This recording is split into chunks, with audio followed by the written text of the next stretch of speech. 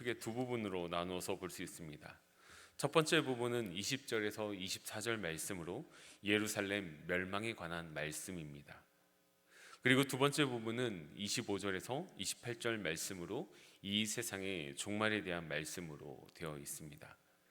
예수님께서 우리에게 이렇게 종말의 때에 대한 이야기를 하신 이유는 종말의 때에 말씀하시면서 우리가 그때를 기억하며 두려워 떨며 하루하루를 불안감에 시달리며 살아가라고 하기 위해서가 아니라 예수님의 제자된 우리가 이 종말의 때를 어떻게 준비하고 어떠한 삶을 살아가고 어떻게 대비해야 되는지 가르쳐 주기 위해서 말씀하신 것입니다.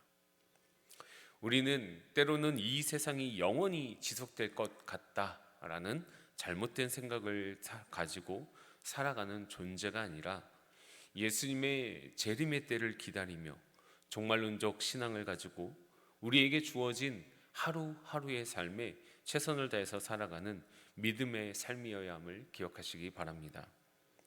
첫 번째로 우리가 먼저 함께 살펴볼 말씀은 20절에서 24절 말씀입니다. 이 말씀은 예루살렘 멸망에 관한 말씀입니다.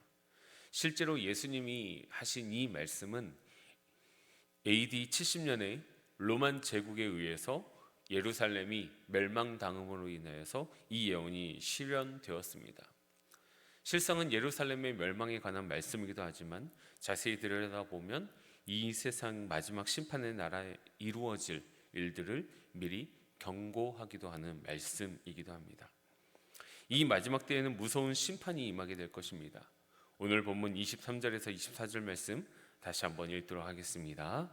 그 날에는 아이벤 자들과 젖먹이는 자들에게 화가 있으리니 이는 땅의 큰 환난이 이 백성에게 진노가 있겠음이로다. 그들이 칼날의 죽임을 당하며 이 모든 이방에 사로잡혀 가겠고 예루살렘은 이방인의 때가 차기까지 이방인들에게 밟히리라. 아멘. 그날이 임하면 임신을 했거나 아이를 키우는 여인들에게도 무서운 심판이 임할 것을 말씀하고 있습니다. 특별히 여기서 여인에 대해서 이야기하는 것은 남녀노소를 가리지 않고 이 심판은 모든 사람에게 단 한 사람도 예외 없이 임한다라는 것을 말씀해 주고 있는 것이죠. 이뿐만 아니라 이방인의 때가 차기까지 이방인들에게 예루살렘이 밟힐 것이라고 말씀하고 계십니다. 이는 로마 제국의 강력한 군대에 의해 짓밟히게 될 것을 의미하는 말씀입니다. 심판에 관한 무서운 말씀입니다. 그럼에도 불구하고 우리에게 소망이 있는 이유는 20절 말씀을 통해서 그 멸망이 가까운 줄을 알거든. 그리고 21절에서 산으로 도망하거나 성내에 있는 자들은 나갈 것이며 촌에 있는 자들은 그리로 들어가지 말라라는 각각의 형편과 상황에 맞게 피할 길 또한 보여주고 계신다라는 것이죠. 우리에게 이렇게 피할 길을 알려주신 이유는 무엇입니까? 여기서 피한다라는 말은 단순히 몸을 숨긴다, 피한다라는 말씀이 아니라 마지막 때에 하나님의 무서운 이 심판을 피할 수 있도록 우리의 믿음을 끝까지 견고히 지키고 세우라는 말씀입니다. 어떠한 환경과 고난이 때로는 무서운 심판이 임한다고 할지라도 예수님의 제자된 우리가 살아갈 수 있는 유일한 힘과 능력은 우리의 믿음과 신앙을 지키며 살아가는 것임을 기억하시기 바랍니다. 하나님의 말씀에 순종하며 말씀대로 살아갈 때 모든 환난과 죄송합니다. 모든 환난과 역경을 이겨내고 하나님의 구원을 맛보게 될 것을 기억하시기 바랍니다. 예수님이 이렇게 예루살렘의 멸망에 대한 예언과 함께 마지막 날에 대한 말씀을 하신 후에서 25절에서 28절 말씀을 통해서 이 세상의 종말에 대해 다시 한번 말씀하십니다. 우리가 살펴볼 때 두 번째 단락은 마태복음 24장 29절에서 31절 말씀, 그리고 마가복음 13장 24절에서 27절 말씀에도 비슷한 내용이 있습니다. 하지만 내용면에는 조금 차이가 있습니다. 마태복음과 마가복음은 마지막 날에 일어날 초점에 대해서 맞추고 있는 반면 누가복음은 마지막 날에 그리스도인이 가져야 할 태도에 집중하고 있다라는 것이죠. 마지막 날에 이르게 되면 세상 사람들은 모두 두려움에 붙잡히게 될 것입니다. 하지만 반대로 그리스도인들은 주님 앞에 머리를 들며 주님께서 우리를 속량해 주실 것을 기대하게 될 것이기 때문이죠. 오늘 본문 27절, 28절 말씀 다시 한번 함께 읽도록 하겠습니다. 그때 사람들이 인자가 구름을 타고 능력과 큰 영광으로 오는 것을 보리라. 이런 일이 되기를 시작하거든 일어나 머리를 들라. 너희 속량이 가까웠느니라 하시더라. 아멘. 이 말씀에 의하면 마지막 날은 그리스도인들에게 있어서 고통의 날이 아니라 소망의 날입니다. 이는 앞에서 예루살렘을 떠나라 라고 가르침에도 동일하게 적용될 수 있는 것이죠.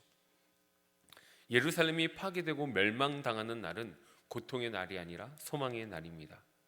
예수님을 거절하고 예수님을 박해하고 예수님을 핍박했던 자들은 두려움과 고통에 떨겠지만 예수님을 믿고 따르는 그 제자들은 주님을 향해 담대하게 그 머리를 들 수 있기 때문입니다. 하지만 분명한 것은 그 날이 오기까지 결코 쉽지 않다라는 것이죠. 우리의 믿음과 신앙을 지키는 일이 쉽지는 않을 것입니다. 그럼에도 불구하고 우리는 이 믿음과 신앙을 끝까지 포기하지 않아야 합니다. 왜냐하면 이 일들을 통하여서 예수님께서는 알곡과 가라지를 가리실 것이기 때문입니다. 그때가 되면 척할 수 없습니다. 믿는 척, 신앙이 있는 척 반드시 나뉘어지게 되어 있다라는 것이죠. 각각의 정체성이 드러나게 되어 있습니다. 사랑하는 영가족 여러분, 이 믿음과 신앙을 끝까지 견고하게 지키셔서 마지막 날에 고개를 들어 영광스러운 주님을 맞이하는 주님의 참된 제자들 되시기를 소망합니다. 이 세상 사람들과 하나님을 믿는 거룩한 백성들은 공통점은 지금 현재의 삶을 살아간다는 데에서는 같습니다. 하지만 결정적인 차이점이 있습니다. 그 끝이, 인생의 종착점이 다르다라는 것이죠. 세상 사람들은 현재의 삶 가운데에서 어떻게 하면 더 가지고 어떻게 하면 더 출세하고 성공하는 삶을 살아갈지에 대한 관심을 갖고 자신의 모든 것을 쏟아부으며 살아갑니다. 하지만 우리 크리스천들은 다릅니다. 예수 그리스도의 다시 오심을 사모하며 기다리며 살아가는 존재들이라는 것이죠. 그러니 이 세상에서 우리는 최선을 다해서 하루하루를 살아가지만 우리의 결국 최종 목표는 이 세상이 아니라 장차 이루어지고 완성될 하나님 나라를 소망하며 기대하며 꿈꾸며 살아가는 존재라는 것이죠. 그렇다고 해서 그날만을 바라보며 이 세상에서 우리에게 주어진 삶을 그냥 허투루 사는 것이 아니라 이 우리가 살아가는 현재가 하나님의 나라가 될 수 있도록 오늘 하루 우리에게 주어준 그 예수님께서 우리에게 주어주신 그 시간을 최선을 다해서 살아가야 한다는 것이죠. 그렇기 때문에 우리 사랑하는 영가족 여러분, 그 나라와 그 때를 위해 준비하며 하나님의 말씀대로 기도하며 살아가는 귀한 은혜의 삶이 되시기를 소망합니다. 이 시간 우리가 함께 읽고 들은 말씀을 위해서 기도하겠습니다.